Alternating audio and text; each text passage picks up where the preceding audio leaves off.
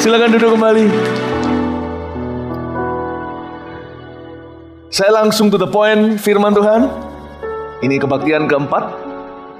Dan kebaktian sebelumnya saya ajarkan kisah para rasul. Kita masih di tengah-tengah seri pengajaran ini. Kebaktian pertama, pasal 17 saya beri judul Buah Ketekunan. Kita belajar dari ketekunan Rasul Paulus. Kita belajar sesuatu bahwa tahun ini jangan takut kerja keras. Jangan gentar dengan yang namanya masalah. Persiapkan dirimu untuk menghadapi tantangan dan menang. Kebaktian 2, saya bicara tentang 4 cara Tuhan menguatkan iman orang yang lemah. Bahwa ketika kita lemah, kita kuat. Justru dalam kelemahanlah kuasanya sempurna bekerja. Saya jelaskan emosinya Paulus di pasal yang susah, pasal 18. Ini adalah suatu pelajaran yang biasanya kalau Anda cuma baca begitu aja, pasti kelewatan. Saya tunjukkan bagaimana Paulus itu betul-betul merasa down ketika datang di Korintus. Nah, dengan berbagai cross reference atau menyeberang ke suratnya kepada jemaat di Korintus, di 1 Korintus dan 2 Korintus, kita belajar mencocokkan dengan kejadian sesungguhnya di Kisah Rasul pasal 18. Kita dapatkan sebuah kebenaran gimana caranya Tuhan menguatkan kita ketika kita lagi sedang putus asa. Bagaimana bangkit dari keterpurukan. Di kebaktian ketiga saya jelaskan tentang apa artinya tidak pernah puas, tidak gampang puas. Hati-hati dengan hati yang lekas berkata cukup. Kalau harta kita bisa berkata cukup, karena itu berarti kita belajar bersyukur. Tapi kalau rencana rancangan Allah, jangan cepat-cepat berkata aku sudah sampai ke tujuan. Di sana saya betul-betul kupas yang namanya kode-kode kerajaan sorga. Lalu lucuti kode-kode kuasa kegelapan. Bagaimana dia bekerja dengan muslihat dalam kehidupan anak-anaknya. Di kebaktian ini sekarang, saya mau bicara tentang gaya hidup orang percaya. Berani dicoba, Anda akan sangat diberkati. Saya sebut gaya hidup itu adalah hospitality, atau saling menguatkan satu sama lain. Saya ajak Anda sebelum ke pasal 20, kita mundur ke belakang dulu. Ada satu perikop dalam Alkitab di Kisah Rasul yang di kebaktian sebelumnya, kebaktian 2 saya tidak bisa selesaikan. Saya mau gabungkan dengan pengajaran dari Kisah Rasul 20. Ambil catatan sekarang. Kita buka terlebih dahulu Kisah Rasul pasal 18 ayat 24. Apolos di Efesus. Saya mau bicara soal hospitality, bukan hospital. Bukan rumah sakit, tapi hospitality. Menjadi tuan rumah. Sebuah gaya hidup yang perlu kita coba. Ini sebuah pengajaran yang mungkin gak populer, tapi penting sebagai gaya hidup orang benar. Diajarkan Alkitab, tapi jarang dikhotbahkan, diajarkan, apalagi ditekankan. Dan lebih sedikit lagi yang mencobanya, padahal banyak berkat di dalamnya. Saya ajak kita untuk bisa melihat rancangan Tuhan lebih dari sekedar kita menikmati hidup ini untuk diri sendiri, maupun makan dengan keluarga sendiri. Saya ajak kita untuk melihat Tuhan punya rancangan bagi pernikahan rumah tangga Anda. Apalagi kalau Anda diberkati dengan rumah tangga yang bahagia. Itu sebuah aset luar biasa untuk jadi berkat buat orang lain yang membutuhkan. Apolos di Efesus, hospitality. Sementara itu, ayat 24, datanglah ke Efesus seorang Yahudi bernama Apolos. Orang ini yang berasal dari Alexandria. Ia seorang yang fasih berbicara dan sangat mahir dalam soal-soal kitab suci. Ayat 24 dijelaskan siapa Apolos. Dia dari Alexandria, tempat yang jauh. Jangan pernah menghakimi atau menilai sebuah buku dari halaman depannya atau covernya. Kelihatannya dia fasih berbicara, sangat mahir. Tapi siapapun bisa lonely di hidup ini. Apalagi kalau kita tenggelam di kota besar seperti Efesus. Efesus ini kota gede sekali zaman ini, sekarang Turki. Setengah Eropa, setengah Asia. Dan di zaman itu, dia begitu, kota yang begitu luar biasa. Sampai-sampai ibu kota provinsi Asia, bukan benua Asia, provinsi Asia di sekitar Turki situ, malah justru ibu kotanya tidak seberapa dibanding Efesus. Ini kota gede sekali, kayak Anda kalau tiba-tiba tidak tahu siapa-siapa berada di Manhattan, New York. Kagum sebentar, tapi setelah 2 jam percayalah Anda akan kesepian. Anda akan butuh teman. Di dunia ini, Tuhan mengirim orang-orang yang mengembara. Bisa jadi seorang mahasiswa yang pindah kota. Bisa jadi sanak saudara yang jauh yang butuh perhatian Anda. Kalau kita jeli melihat ini, kita bisa melihat kesempatan untuk melayani. Kalau kita nggak hidup untuk egois saja, jadi ternyata kita bisa melayani orang lain lebih. Di mil kedua, keluar dari zona nyaman kita, tetap privasi kita terjaga. Kenyamanan kita tetap akan dipelihara oleh Allah. Saya masih di fase yang sangat awal. Saya lanjutkan case ini, kasus tadi ini kepada Anda.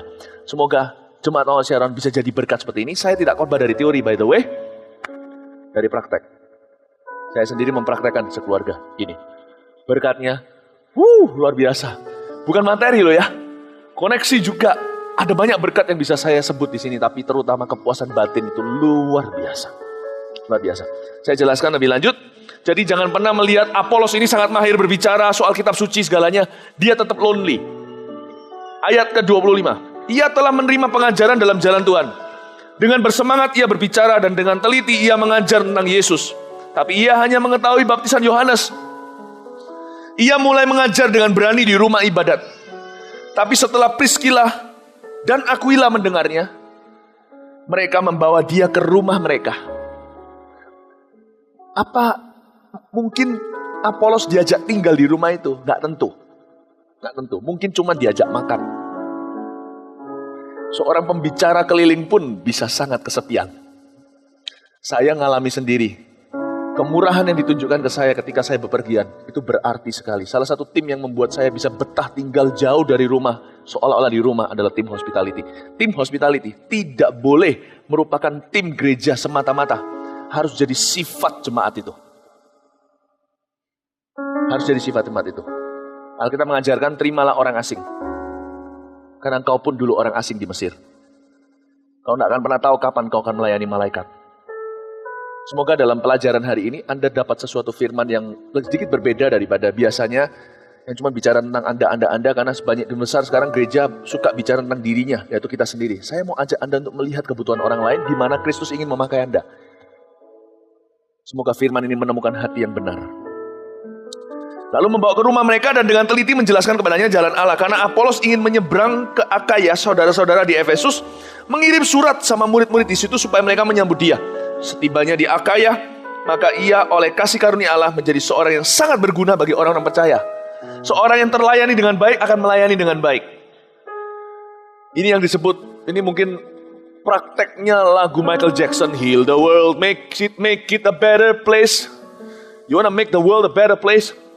And start serving, mulailah melayani orang-orang yang butuh untuk mendapat perhatian kita. Sebab dengan tak jemu-jemunya ia membantah orang Yahudi di muka umum dan membuktikan dari kitab suci bahwa Yesus adalah Mesias. Dia menjadi aset di dalam kerajaan sorga. Saya tunjukkan sekarang. Paulus adalah seorang pengusaha. Jangan lihat dia sebagai pendeta. Kalau kita lihat pendeta, seolah-olah kita berkata, seharusnya pendeta begitu. Besuk-besuk ke rumah sakit. Kehidupan keluarganya tidak punya privacy. Sehingga anak-anaknya pun tumbuh jadi orang yang kepahitan, dikorbankan melulu karena pelayanan. Berubahlah paradigmanya. Orang Kristen bisa menjalankan hospitality. Tidak perlu jauh. As for me and my house. Tahu lagu yang kata-kata Yosua, aku dan keluarga aku kami akan melayani itu. Kita kalau dapat ayat itu paradigmanya apa? Langsung adalah masing-masing ada di dalam departemen gereja Servolution. Padahal kita tidak melihat di sana dikatakan mereka bersama melayani, bukan yang satu di usher, yang satu di creative ministry. Itu iya, masing-masing imamat rajani, setiap anggotanya. Pernahkah Anda memikirkan kata-kata Yosua itu artinya kami akan melayani bersama, kami akan menemukan pelayanan bersama kami sebagai keluarga, dan itu akan membangun keintiman dan keeratan yang tiada duanya, bukan karena darah, tapi karena panggilan Allah di dalam keluarga. Pernahkah Anda melihat itu? Saya punya pelayanan khotbah, anak saya nggak bisa ikut berkhotbah sekarang. Tapi kami ada satu pelayanan yang kami selalu bersama. Keluarga kami jadi rumah buat orang-orang yang membutuhkan. Saya tunjukkan dulu ayat-ayatnya. Anda bisa praktekkan ini. Dan kalau Anda praktekkan ini, yang untung adalah anak Anda atau keluarga Anda. Mereka hidup tidak seperti orang picik. Saya dengar di Jakarta nih. Di Surabaya juga pasti ada yang begitu-begitu, tapi saya dengar terakhir kali begitu. Orang tua yang sudah jadi begitu rupa mendidik anaknya, anaknya sudah tidak lagi real dengan manusia. Bahkan ketika dididik sama gurunya di sekolah, ayahnya, mamanya beritahuin, gak usah takut, guru itu mama yang bayar. Itu sindrom kaya. Itu merusak generasi anak kita. Gak usah takut. Saya kalau ajari anak saya, nurut sama gurunya di sekolah. Padahal, Mawar Sharon Christian School, saya salah satu pendeta seniornya Mawar Sharon. Semua di bawah saya juga. Anak saya dari sini denger. Tapi papa ajar apa? Nurut. Your dad has no power in school. Saya masuk ke sana pun nunggu kalau anak mau pulang pun kalau saya datang, saya tunggu di depan gerbang. Saya nggak pakai otoritas saya. You wanna teach your child to excel among men? You excel among men. Tidak ada pelayanan yang lebih mengajarkan seluruh keluarga bertumbuh bersama. Bukan cuma di gereja dapat di bawah satu departemen, tapi hospitality. Sama-sama kita memperlakukan orang bersama-sama di mata satu sama lain. Itu adalah kesempatan bertumbuh yang dahsyat sekali. As for me and my house, we will serve the Lord. Aku dan rumahku, kami akan melayani. Saya ajarkan ini supaya nanti orang-orang muda yang mau nikah nanti jangan ikut tradisi Indonesia. Jangan ikut tradisi Tionghoa. Jangan itu tradisi begini. Artinya gimana? Oh, kita ini untuk keluarga ya, untuk keluarga sendiri. Untuk survive sendiri. Itu bukan jalan terbaik. Saya memberikan proposal baru kepada Anda. Untuk punya visi gimana rumah Anda melayani. Saya kasih contoh sekarang. Kita lihat dulu dari sekeliling kita. Kita lihat dari ayat firman Tuhan yang saya sediakan. Gak usah dibuka, tapi sekarang saya ajak Anda lihat di sini. Roma 12 ayat 13. Praktekkan hospitality. Roma 12 ayat 13. Bantulah dalam kekurangan orang-orang kudus dan usahakanlah dirimu untuk selalu memberikan tumpangan. Dalam bahasa Inggrisnya, usahakan dirimu untuk mempraktekkan hospitality. Nah, ini susah. Di dalam bahasa Indonesia nggak ada katanya. Dalam bahasa Indonesia tidak ada vocabulary ini, tidak ada kata ini. Karena orang Indonesia tidak biasa hospitality. Nggak biasa. Semua ya untuk sendiri. Kalau saya Mantova marganya semua untuk Mantova. Yang bukan Mantova tidak welcome. Nah, itulah sebabnya kita kehilangan berkat yang luar biasa dari Allah di dalam keluarga kita. Ada satu piece missing. Growing together in the Lord. Itu bukan cuma dari gereja loh. Tuhan mau kita bertumbuh secara penuh. Kita lihat sekarang ayat berikutnya. Yesaya 58 ayat 6 dan 7. Munculin di sini. Yesaya 58, 6 dan 7. Dor. Ya, oke. Seruk. Ya, kalau kita kutip-kutip ya. 58 ayat 6 ya. Yesaya 58 ayat 6 dan 7. There we go. Bukan. Berpuasa yang ku kehendaki ialah supaya engkau membuka belenggu-belenggu kelaliman dan melepaskan tali-tali kuk. Supaya engkau memerdekakan orang yang teraniaya dan mematahkan setiap kuk. Berikutnya. Supaya engkau memecah-mecah rotimu bagi orang yang lapar. Dan membawa ke rumahmu orang miskin yang tak punya rumah. Membawa ke rumahmu orang miskin yang gak punya rumah. Membawa ke rumahmu orang yang miskin yang gak punya rumah. Tunggu dulu ya, jangan cepet-cepet ambil konklusi. Saya ngerti pikiran Anda di mana. Dulu saya duduk di sebelah sana. Tahun 1996.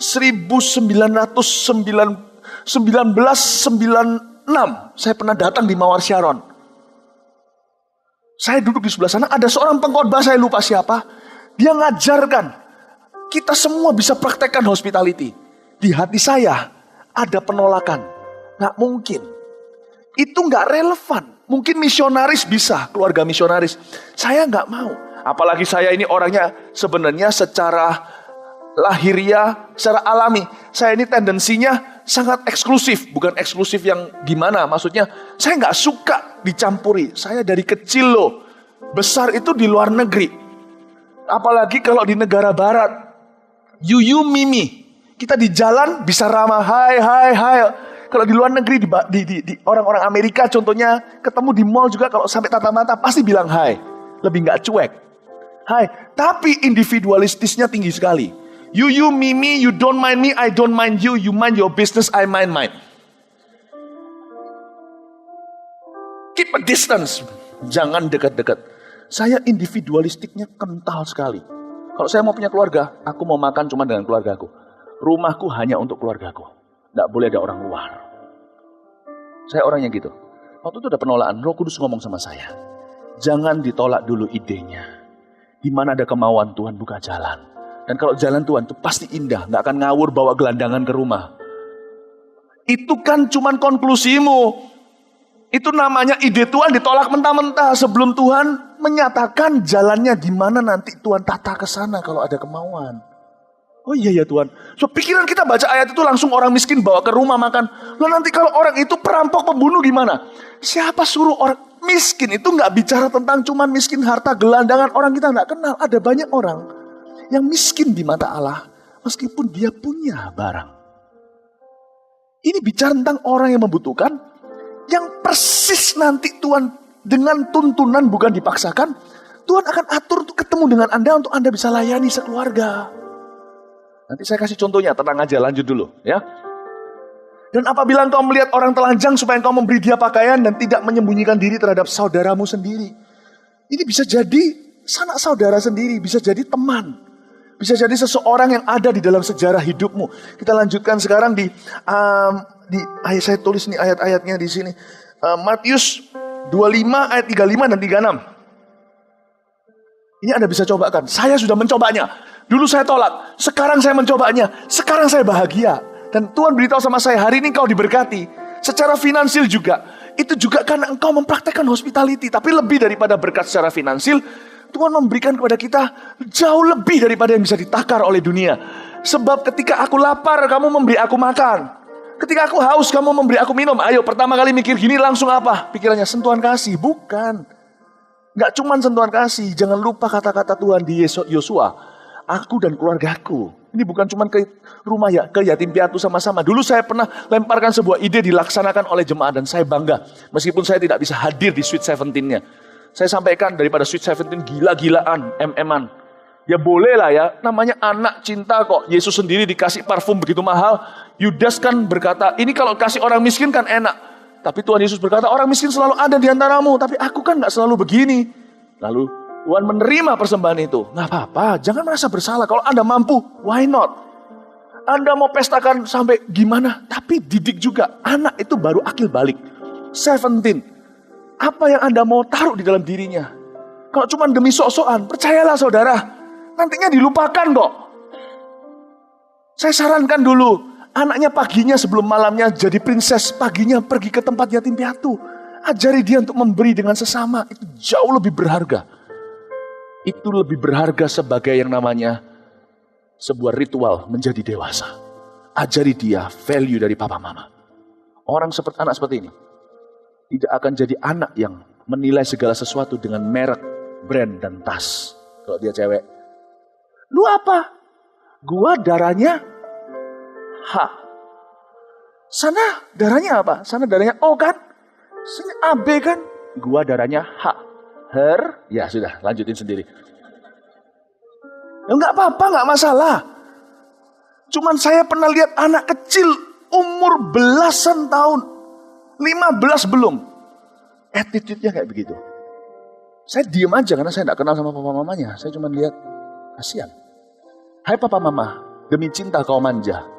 Tahukah ketika kau nggak ada, anak ini akan bahkan kalau sampai bangkrut, kau tidak bisa pastikan harta sampai turun temurun. Orang kaya pun bisa bangkrut seketika loh. Anak ini pasti akan melacurkan diri demi merek itu. You don't know that you have poisoned your child. What is it you want to teach? Jangan ikut tradisi. Roma 12 berkata kita sudah diselamatkan dari tradisi dunia dengan pembaharuan akal budi kita. Petrus berkata kita dibeli dengan barang bukan dengan barang yang fana. Dibebaskan dari kutuk nenek moyang kita. Jangan ikut tradisi, jangan ikut-ikutan. Jangan mati jadi orang biasa. Saya mending mati jadi Mother Teresa daripada mati jadi orang-orang yang cuma rata-rata. Surga pun tidak ingat namamu. Amin Bapak Ibu. Anak muda belum telat. Yang lebih tua itu lebih susah untuk berubah. Tapi masih bisa, karena itu saya berkhotbah. Yang muda, jangan telat. Garis hidupmu berubah. Ini edukasi dari surga. Ketika aku haus, kamu memberi aku minum. Ketika aku seorang asing, kamu memberi aku hospitality. I love it. Sekarang tak liatin lagi ya, satu lagi. Mazmur 68 ayat 7. Ini bahasa Indonesia, bahasa Inggrisnya. Nanti saya beritahu bahasa Inggrisnya. Melengkapi. Mazmur 68 ayat 7 munculin. Allah memberi tempat tinggal kepada orang-orang sebatang kara. Ini gak tentu yatim piatu loh ya. Orang yang gak punya siapa-siapa. Saya tahu rasanya ini ketika saya sekolah di Kanada. Sekalipun saya gak sebatang kara. Saya sama Koko sama adik saya. Tinggal sebuah rumah yang Papa beli. Saya tinggal di sana, tapi saya bersyukur. Bersyukur. Saat itu, ada beberapa teman-teman yang selalu peduli dengan kami. Tunjukin kami di mana ada makanan Indonesia. Di mana bisa rantangan sama tante siapa. Anda gak akan tahu nilainya itu. Kalau Anda di Indonesia tinggal di rumah biasa, tapi sekali ke Singapura kejar bus. Dulu sini selalu ada sopir contohnya, kalau anak orang middle class. Sekarang kejar bus. Rumah kayak bekupon. Dulu ruang sendiri, sekarang harus share dengan roommate. Gak gampang loh. Perhatian sebatang kara itu. Untung ada Om Sony. Saya dulu di Kanada, pendeta saya panggil demikian. Yang mau dengar keluh kesah kami. Allah memberi tempat tinggal kepada orang sebatang kara. Ia mengeluarkan orang tahanan sehingga mereka bahagia. Tapi pemberontak-pemberontak tinggal di tanah yang gundul. Bahasa Inggrisnya Allah memberi tempat tinggal kepada orang sebatang kara adalah begini. Saya sudah tulis di sini. God sets the lonely in families. Isn't that amazing? Bahasa Indonesia, Allah memberi tempat tinggal kepada orang sebatang kara. Bahasa Inggrisnya, Tuhan menaruh orang-orang yang lonely, yang kesepian, di dalam family.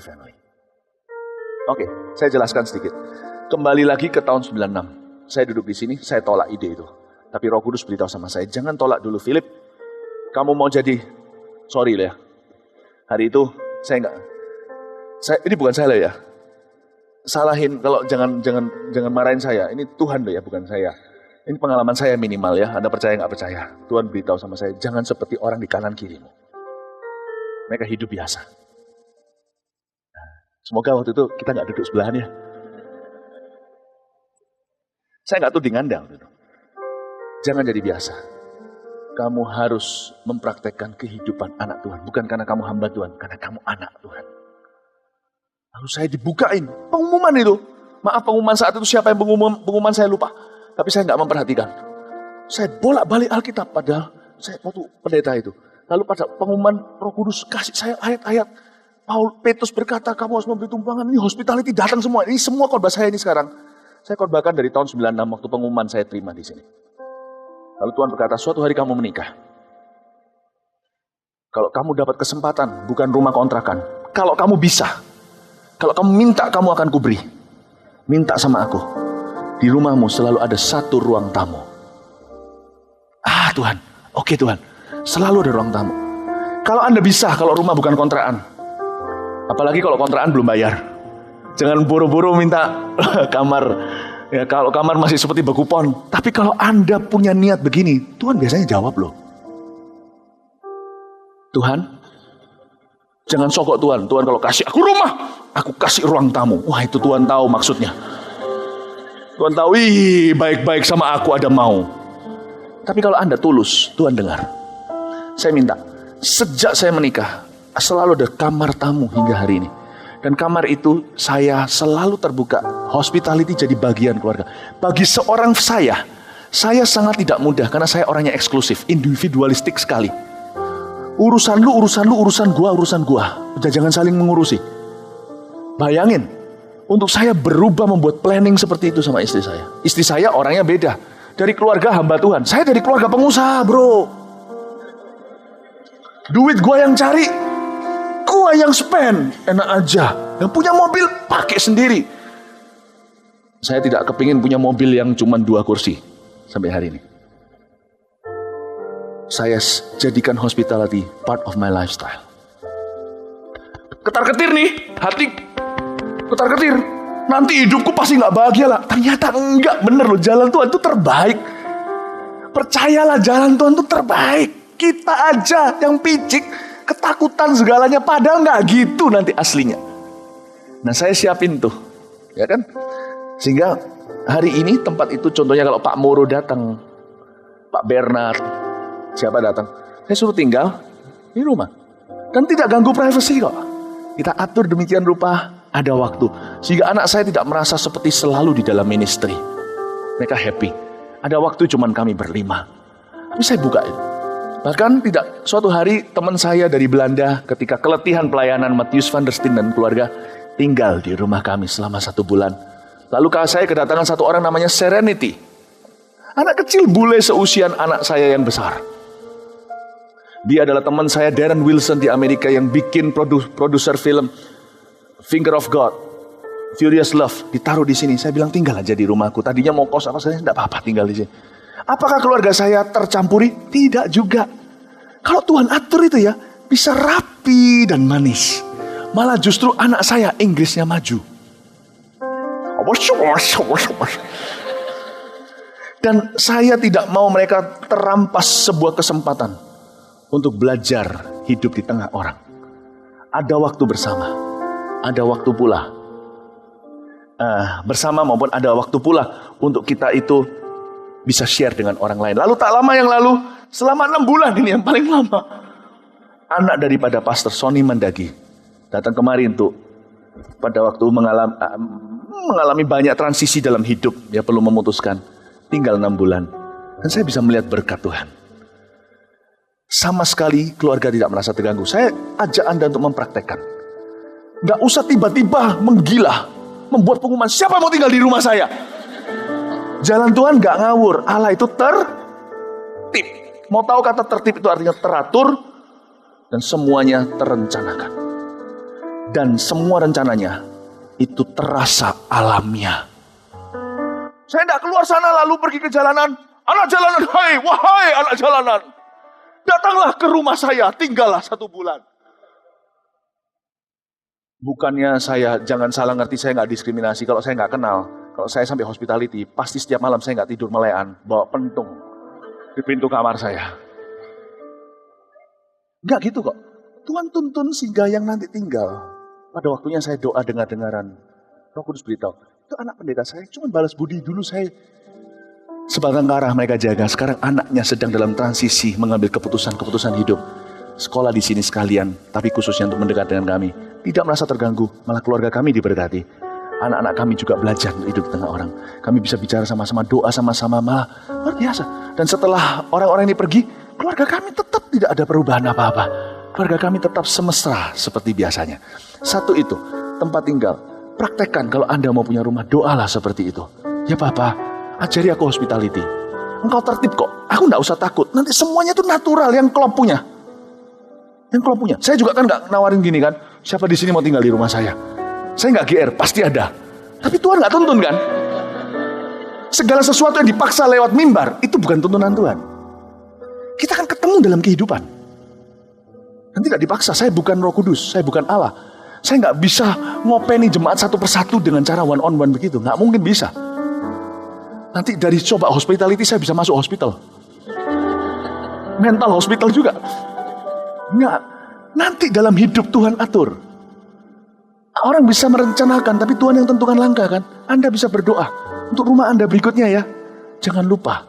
Dan meja makan kalau Anda bikin, tambahi 1-2 kursi. Sebab selalu ada handai taulan datang. Hari-hari ini, saya nggak juga dekat dengan semua full timer. Tapi ada orang-orang tertentu yang kita dibuat dekat.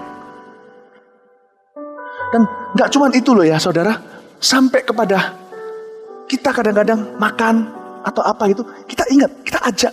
Ada waktunya di mana kita makan sama-sama keluarga senang, tapi tiba-tiba ada orang asing di dalamnya. Yang Tuhan sudah tuntun demikian rupa. Kita makan bersama, kita giliran. Dan saya perhatikan, Tuhan kasih saya beban khusus kepada orang-orang yang datang, yang belum menemukan tempatnya. Dan masa transisi itu dibuat dekat dengan kami. Sehingga setelah itu, mau gak sampai companion. Kali ini saya tidak bicara companion, Pak Daniel ini kasus khusus ya. Maksudnya ini khusus ya. Enggak, biasanya yang companion. Anda jangan kira saya ini malas bawa Alkitab saya. Kemana-mana kok ada di belakang orang yang bawain Alkitab begini. Saya ini bos-bosan. Bukan mereka yang layani saya yang layani mereka. Itu di antara orang-orang yang companion. Jangan tanya loh, nanti lain kali kalau siapa kali companion dia, apa dia ada masalah. Saya buka kesempatan sebisa mungkin selalu hospitable dengan orang.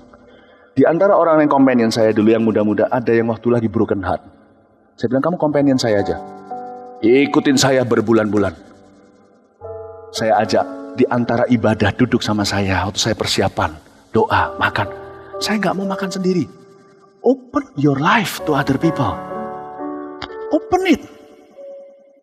Not open to everybody, then you'll be crazy to do that. But open yourself to people whom God has sent to you. Terbuka. Companion yang ada itu saya beritahu sama mereka. Saya bisa bawa Alkitab saya, terus terang saya bisa cetek-cetekin ini sendiri loh. Headset ini gak perlu orang. Tapi saya buka kesempatan untuk orang lain melayani, bukan melayani saya. Ketika saya dengan mereka ada yang mengalami masalah. Ada satu orang yang dulu pernah jadi companion saya. Teman-teman yang dulu pernah dugem dengan dia, semua kaget. Dia kok companion? Saya buka kesempatan. Udah kita makan sama-sama. Saya tidak mau kehilangan kesempatan untuk makan bareng mereka. Di antara ibadah gini, saya makan bakwan. Mereka makan sama saya, ngobrol sama saya. Mungkin ada di sini saya bukan GR ya. Aku ya mau jadi companion. Loh nanti itu orang-orang yang ditemukan. Itu tuntunan. Bukan dipaksakan. Kalau dipaksakan ya Anda sama saya companion pasti kaku-kakuan. Anda juga saya kaku-kakuan. Gak usah dipaksain.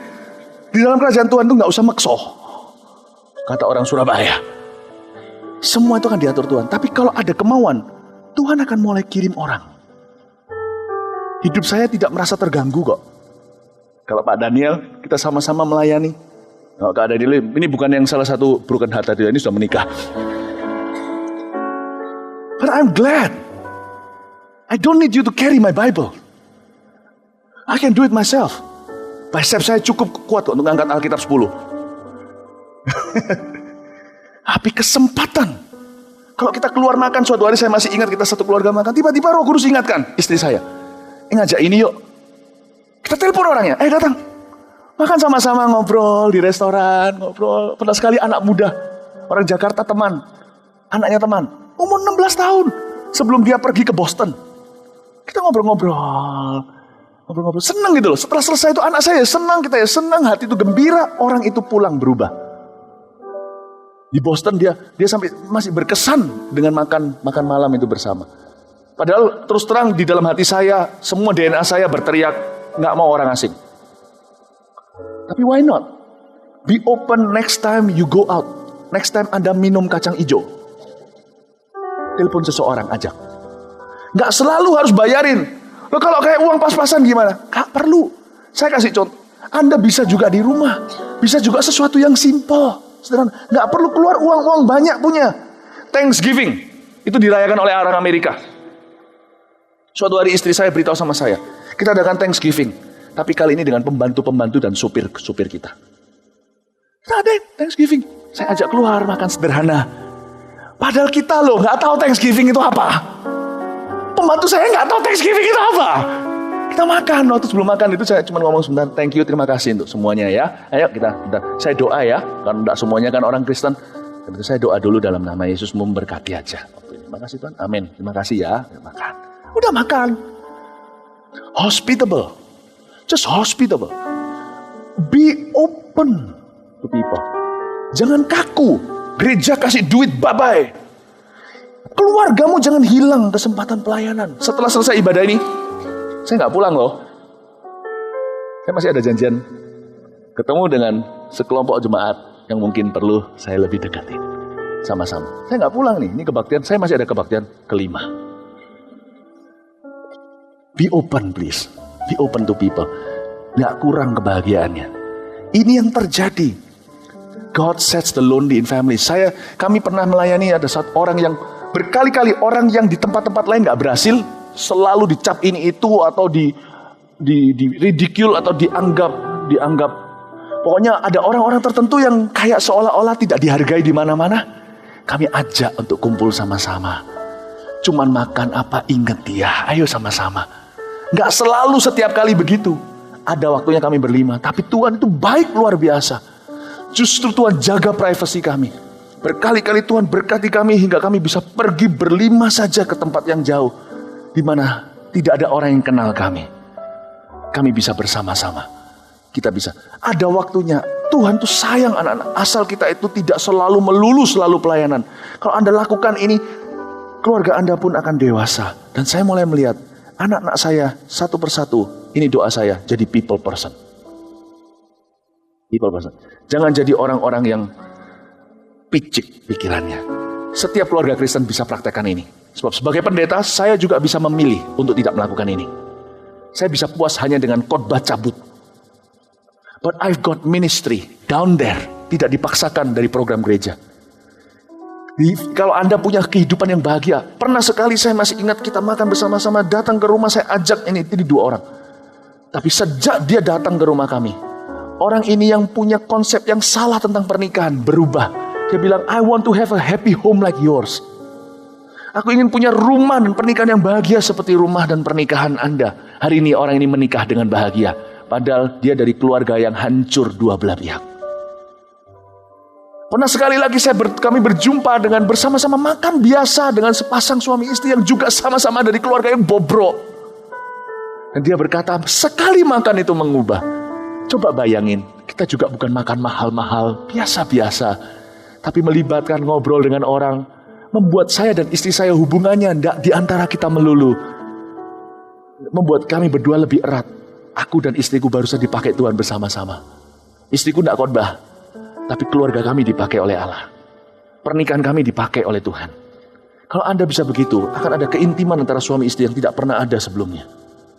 Anda berubah dari sepasang kekasih menjadi sepasang mitra di dalam kerajaan Allah. Amin Bapak Ibu Saudara. Praktekkan. Lakukan itu. Gampang. Rumah 1, kamar kalau bisa. Minta sama Tuhan, Tuhan kasih. Meja makan, tambahin 2 kursi. Jangan cuma hitung kepala keluarga Anda. Lalu habis itu kalau keluar-keluar makan, sesekali, gak usah setiap kali. Ajak seseorang yang Anda ingat. Terutama siapa? Terutama orang yang mungkin tertolak. Terutama orang, jangan cari orang yang selalu posesif dengan Anda. Harus dengan Anda, nah yang kayak gitu bahaya. Tapi Anda pasti menemukan orang tertentu yang Anda rasakan dia butuh perhatian. Dia sekolah mungkin di sini papa mamanya nggak ada, atau barusan ditinggal salah satu orang tuanya. Coba feel orang-orang ini, atau satu orang yang barusan sekeluarga yang barusan mengalami bencana. Ajak makan sederhana, sekali-kali ingat. Aduh, jangan hitungan sama Tuhan. Tambah 100.000, jangan hitungan. Tuhan kembalikan luar biasa nanti. Ingat orang-orang itu, be hospitable, open your table for other people. Buka mejamu untuk orang lain. Meskipun itu hanyalah meja ngemper bersama. Amin Bapak Ibu Saudara. Praktekkan itu. Jangan cuma di gereja. Ini bukan tugas Tuhan kasih. Tugas keluarga. Anda diberkati Tuhan? Ya, saya udah mau selesai kok ini ya. Oke, kita langsung ke pasal 20. Dari Makedonia langsung ke Troas.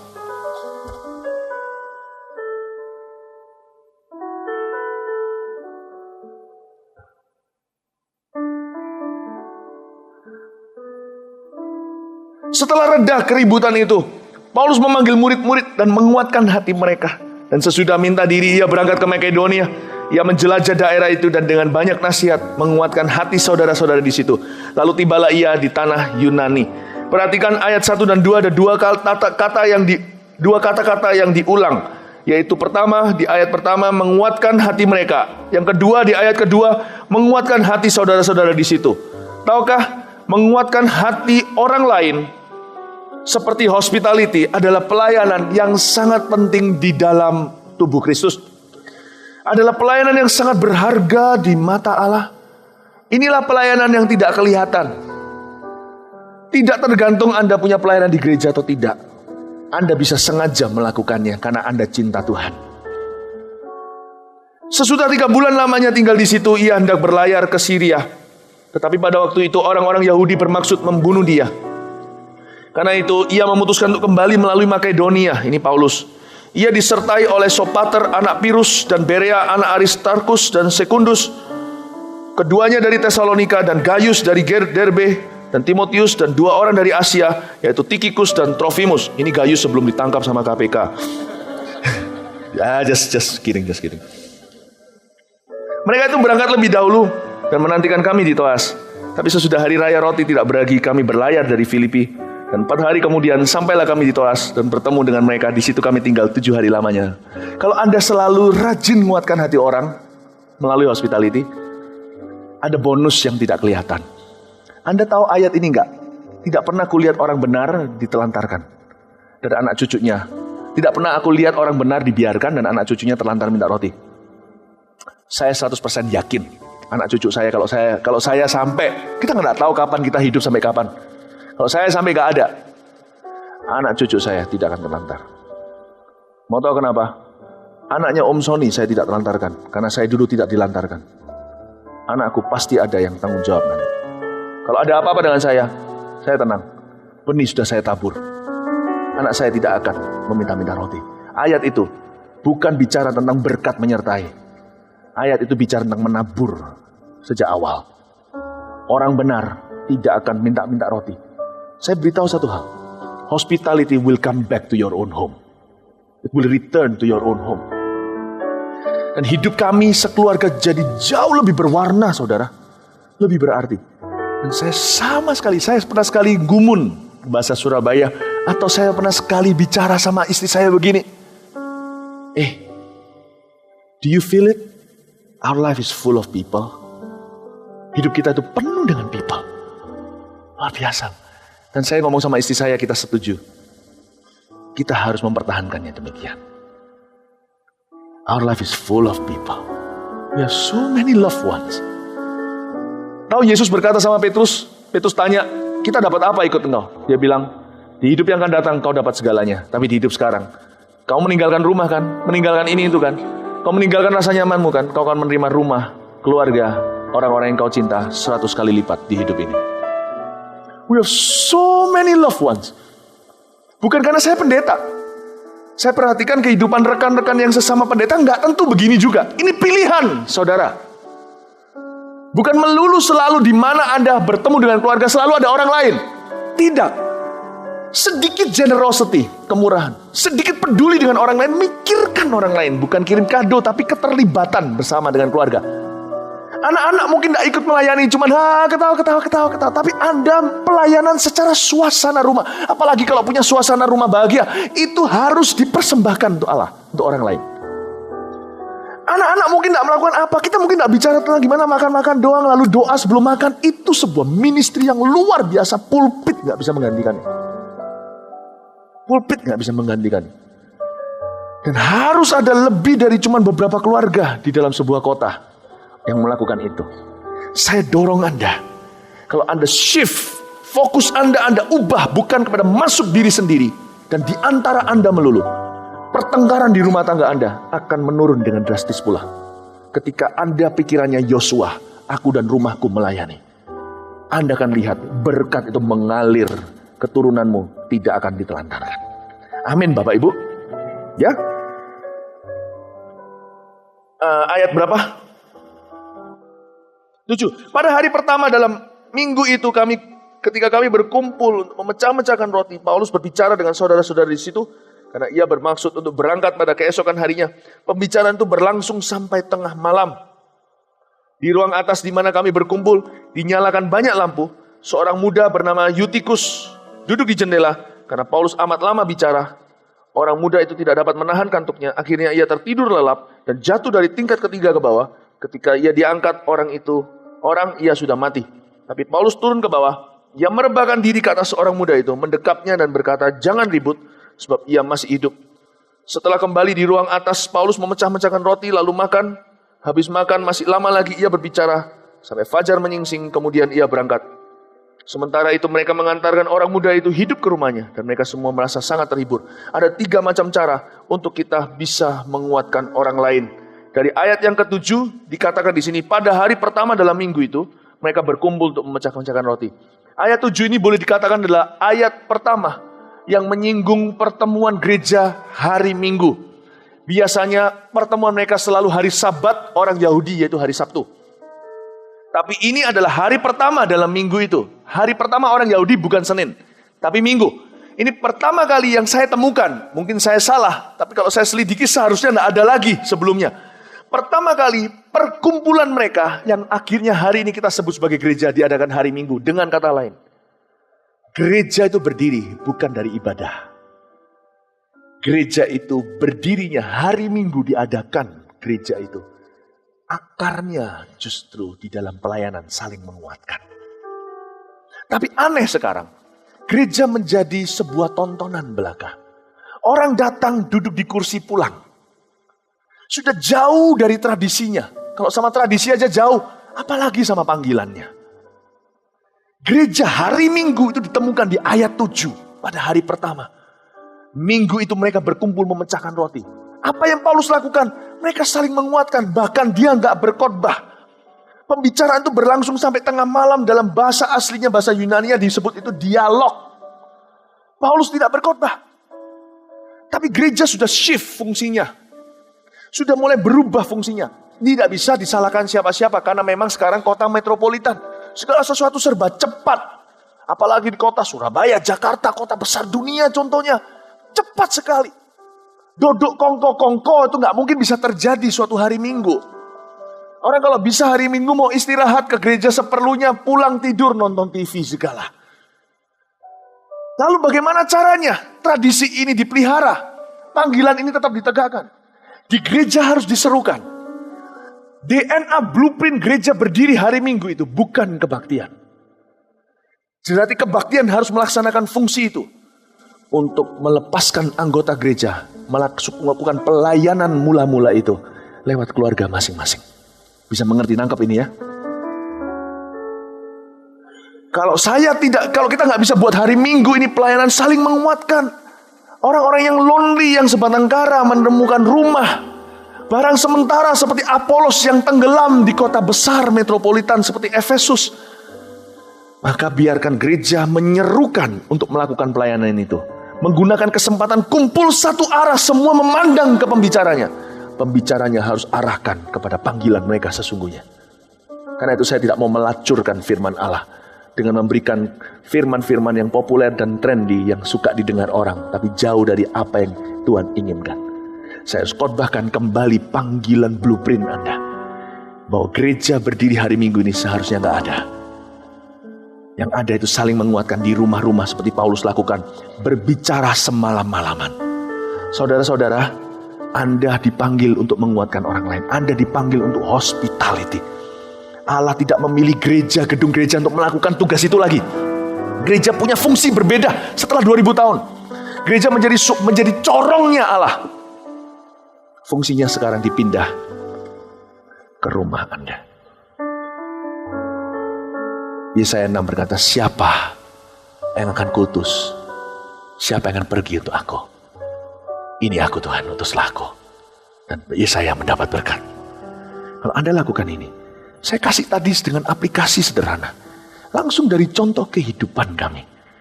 Saya yakin sekali, Anda tidak usah kejar berkat datang gereja. Lakukan kehendak Allah. Berkat akan menyusul Anda. Itulah sebabnya banyak pertengkaran dalam keluarga tidak diselesaikan. Konseling ke FLC sampai mati juga percuma. Lakukan kehendak Allah. Fulfill the calling of your calling, your family's calling.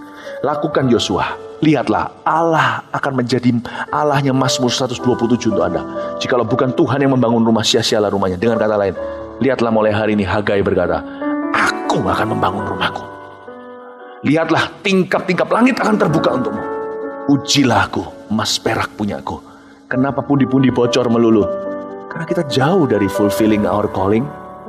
Keluarga kita ikut tradisi nenek moyang yang belum disucikan, kuduskan, dijamah oleh darah Yesus. Ikut cara dunia, hidup itu semuanya kejar bola.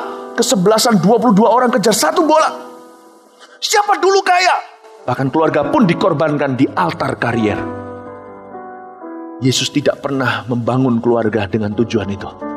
Yesus membangun keluarga, kan keluarga itu menjadi rumah bagi bangsa-bangsa. Rumahku. Seringkali cuma pajangan belaka kan kita lihat di kayu. Yesus adalah kepala rumahku. Jesus is the head of my house. Ada kan itu? Kalau di toko-toko buku. Harus konsekuen dengan pajangan itu. Kalau Anda pajang di rumah. Kalau tidak dipajang di rumah, toh rumah Anda. Begitu panggilannya menurut firman Allah. Kalau Yesus adalah kepala di dalam rumahmu, rumahmu adalah rumahnya. Jikalau rumahmu adalah rumahnya, maka rumahmu adalah rumah bagi bangsa-bangsa.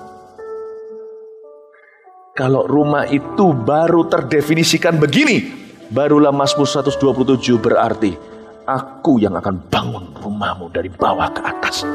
Anak-anakmu seperti anak panah di dalam tabung pahlawan. Hidupmu tidak akan kurang bahagia. Justru banyak barang bagus di rumahmu, kata Alkitab. Diberkatilah rumah orang benar. Banyak barang mewah di dalamnya. Mewah itu gak tentu mahal. Mau mewah itu barang-barang yang orang masuk bisa lihat. Wow, what a home. Ada orang-orang yang datang ke rumah kita rasanya gak mau pulang. Kalau gak diusir, permisi ya saya mau tidur. No. Your children will not be sacrificed. Apa yang dilakukan oleh hamba-hamba Tuhan di masa lalu selalu melulu tentang pelayanan. Itu bukan hospitality. Bukan. Itu salah kalkulasi. Itu pressure. Itu hukum Taurat. Jangan begitu lah. Kamu anaknya papa lo ya. Jangan begitu ya. Kamu gak tahu nanti jemaat bilang apa. Saya gak pernah gitu sama anak saya. Jadilah dirimu sendiri, tapi jadilah benar di hadapan Kristus. Kamu bukan anak Philip Mantova. Kamu anak yang tumbuh normal, belajar dari kesalahan, asal mau diajar. Saya tidak pernah mau kasih gitu. Itu pressure. Itu bukan karena hospitality.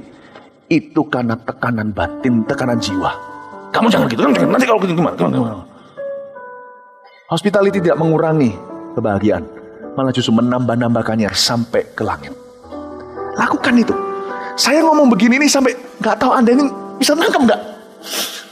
Saya rasakan habis ini Anda suami istri doanya harus berubah. Tuhan, gimana caranya kita dapat sepiring berlian lagi? Jangan pikir begini, Tuhan, kami udah menikah 20 tahun. Siapa lagi ya Tuhan yang kira-kira yang kami bisa ajak makan minggu depan? Saya sudah ada rencana sih, Selasa harus ketemu ini, Rabu ketemu ini, Kamis ini. Penuh. Tapi saya gak bisa melulu satu-satu ngajak makan. Atau diajak makan. Nanti lama-lama saya mati kekenyangan. Tapi ada waktunya. Ini cara kami mengatur jadwal, bukan karena kami pendeta. Lu kalau bicara soal pendeta, lo ya gereja udah gede, lo mau nambah apa? Ngapain personal service? I do that for Christ. Ketemu sama siapa? Tuhan gerakkan. Minggu depan saya harus ketemu sama siapa? Salah satunya yang minggu depan ini, saya harus ketemu dengan keluarga yang barusan kehilangan, ditinggal papa. Saya mau makan bersama. Malah rencana mau masak bareng. Kalau bisa ntar masak bareng. Ya saya nggak bisa masak sih, saya cuma bisa ngeriwui di dalam. It will mean a lot. Saya dan istri dan anak-anak beserta dengan keluarga ini yang barusan kehilangan papa. It means a lot. It will mean a lot. Kan berarti saya tahu. Kalau saya mau senang-senang, nggak ke rumah mereka. Tapi siapa bilang ini senangnya beda gitu loh saudara. Kalau kita cuma keluar makan gitu ya senang. Tapi senangnya ini senang bermakna. Itu ya perlu sekali-kali. Ayo kita pergi sendiri. Nyelinap, nggak perlu ketahui orang, itu ya senang gitu, asik gitu ya. Tapi yang ini juga bermakna. Kalau gitu terus, nggak ada artinya. Kalau ini terus ya lama-lama kita ikut stres. Kasih ruang gitu loh, bukan kasih semua. Anda nggak perlu jadi orang kaya yang memberikan semuanya. Tuhan nggak minta semuanya. Tuhan minta Anda belajar growing generously. Tuhan mau Anda membuka diri lebih dan bertumbuh untuk membuka diri dan lebih murah hati sama orang lain. Amin Bapak Ibu Saudara. Coba pikirkan minggu depan Anda harus ajak siapa makan kacang hijau.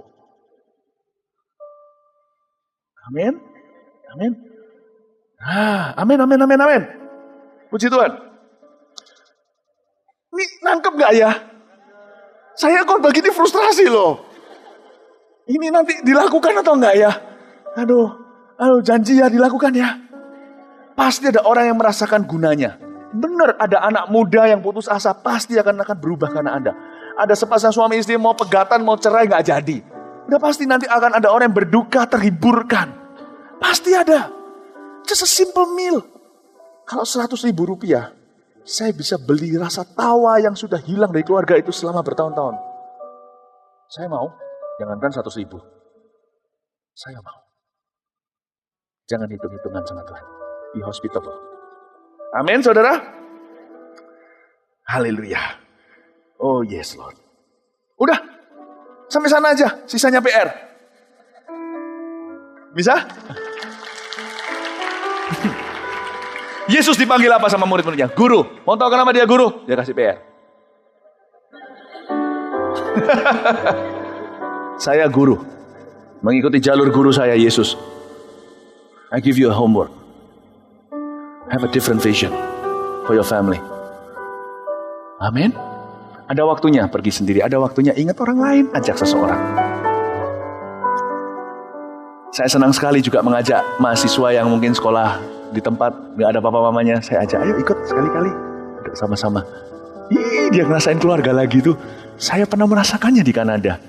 Diajak makan sama keluarga ini, aduh jarang sekali, dulu soalnya nggak diajarkan. Tapi sekali ada itu rasanya terobati, paling tidak sementara gitu loh. Kangen saya sama papa mama. You could be a blessing tanpa disebutkan di gereja. You could be a blessing to somebody. Khotbah saya nggak populer. Khotbah seperti ini nggak populer dan nggak tentu dilakukan oleh semua. At least saya mencoba. Saya harap Jemaat Mawar Sharon ini menjadi begini. Otot-ototan sama saya. Kalau tidak dilakukan, saya semakin sering mengkhotbahkan ini. 10 tahun saya pasti dapat hasil. Saya akan lawan tren dunia. Saya tidak mau jadi gembala gereja yang besar. Never! Saya ingin jadi gembalanya gereja yang mulia di mata Allah. Anda harus jadi jemaat yang beda. Saya nggak peduli gereja di luar gimana seperti apa. Apa yang mereka ajarkan saya tidak tahu, bukan tanggung jawab saya. Saya cuma bisa berdoa bagi mereka. Jemaat kita, mulai hari ini saya berikan blueprint. Saya bawa Anda lebih tinggi lagi. Di mana Anda kira Anda sudah sampai, saya angkat lebih tinggi lagi. Saya tantang lebih tinggi lagi. Sampai gereja ini menjadi serupa dengan yang dia sembah.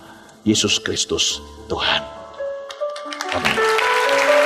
Mari kita sama-sama bangkit berdiri. Terima kasih ya Tuhan, terpujilah nama-Mu. Terima kasih ya Bapa. Haleluya.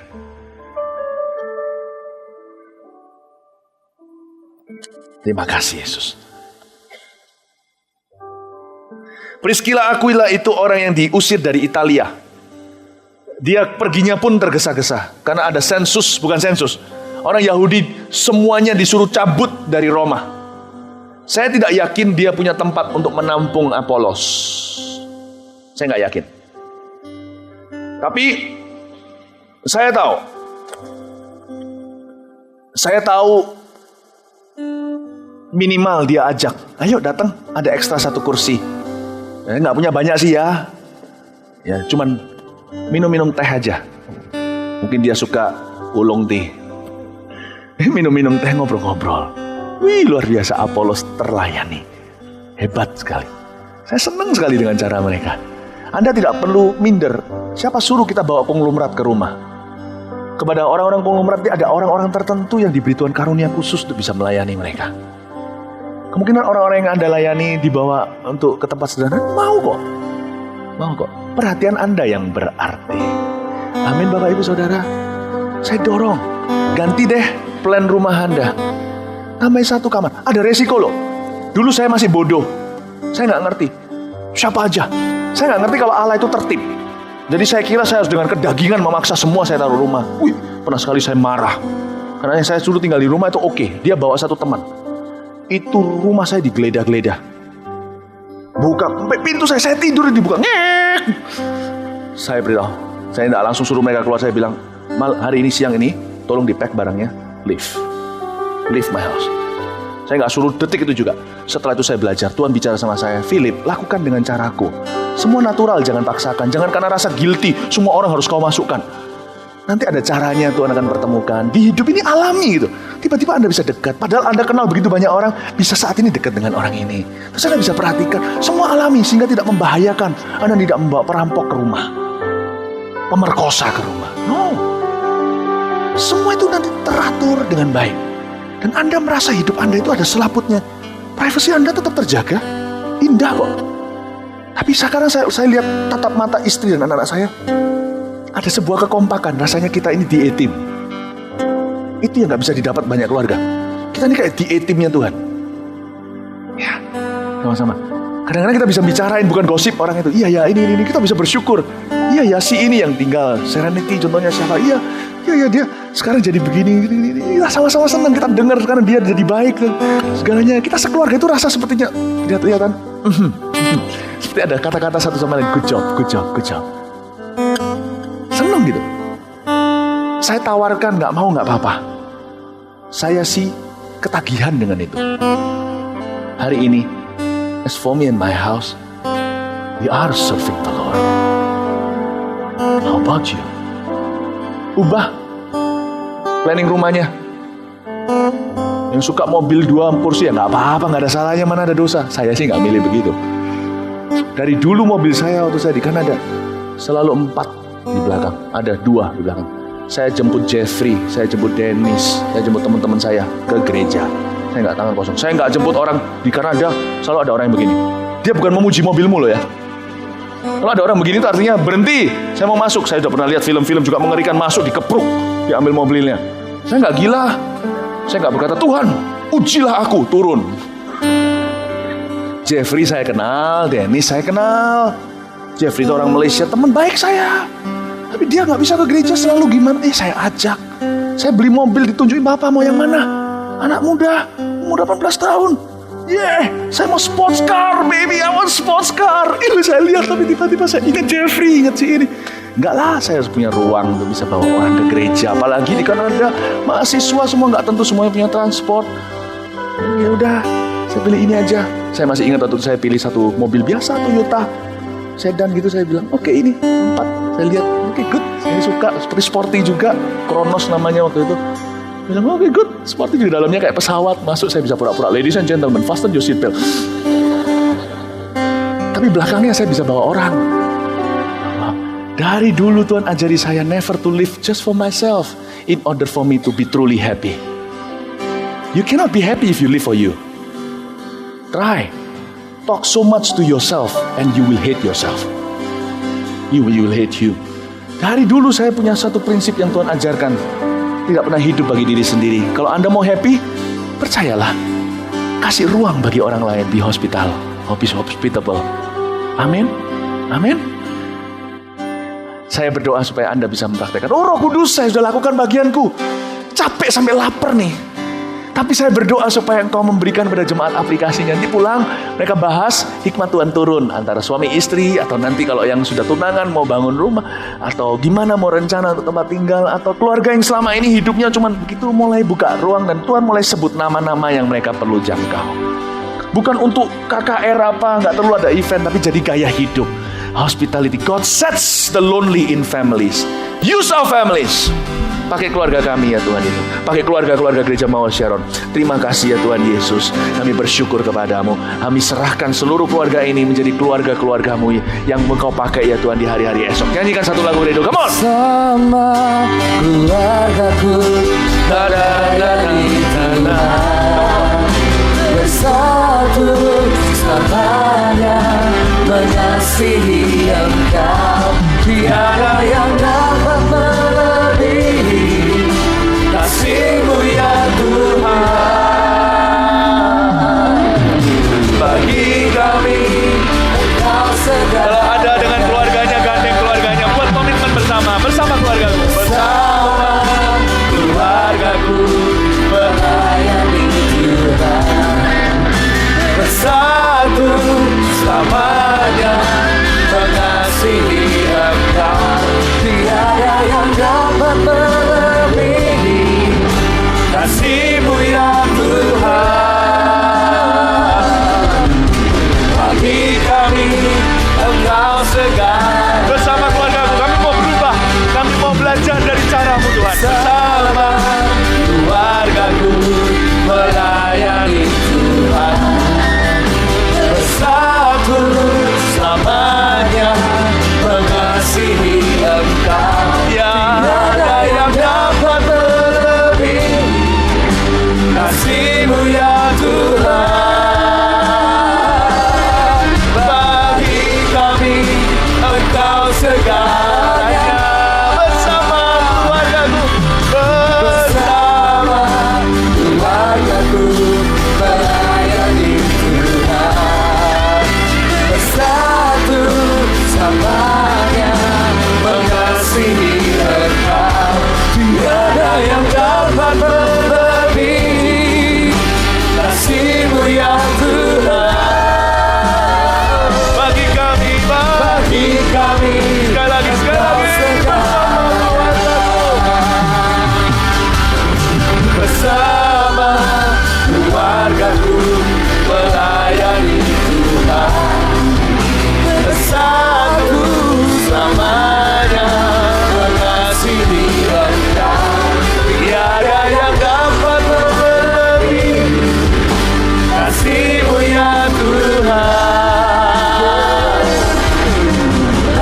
kami Engkau segala. Tiada yang dapat melebihi. Tiada yang dapat melebihi kasih-Mu ya Tuhan. Bagi kami Engkau segalanya. bagi kami Engkau segalanya. bagi kami Engkau segalanya. yang rindu dipakai Tuhan, tepuk tangan ke Tuhan. Mari angkat tangan. Berkat-Mu bagi kami lebih dari cukup. Thank you Tuhan. Sorry kami itu sering hidup egois untuk diri sendiri atau untuk keluarga sendiri, marga sendiri. Mulai hari ini kami mau pelan-pelan berubah. Jangan shock kami Tuhan, langsung tiba-tiba perubahannya drastis. Pelan-pelan, satu demi satu, selangkah demi selangkah, satu orang demi seorang. Kami mulai mengerti rasanya ketika Bapa berkata kepada hamba-hambanya, masuklah Tuhan ke dalam kebahagiaan Bapamu. Ketika Tuhan berkata seperti itu, itulah sifat Yesus. Selalu ingin melibatkan orang lain masuk dalam kebahagiaan rumahnya. Kami ketika membuka pelan-pelan dengan tertib, bukan orang yang salah Tuhan tuntun, nanti kami akan merasakan bahagia yang berbeda belum pernah keluarga kami punya. Hamba berdoa untuk keluarga muda, untuk punya perencanaan yang mulai diubah, divert sekarang sejak khotbah ini. Tapi orang-orang yang juga sudah biasa tradisi begitu hidupnya, mulai mencoba sesuatu yang baru. Hamba berdoa di dalam nama Yesus akan ada kebahagiaan yang baru setelah mencoba hospitality ministry dalam keluarga masing-masing. Berkati keluarga mereka di dalam nama Bapa, Putra, Roh Kudus. Di dalam nama Yesus pulang dengan sejahtera. Dilindungi Tuhan, tak kurang bercacat celah. Anak cucu keturunan, gak ada satupun yang minta roti. Punya pabrik roti ya, tapi ini tidak akan ada satupun ditelantarkan. Tuhan akan pelihara selama-lamanya sampai Tuhan datang dalam nama Yesus. Amin. Good night.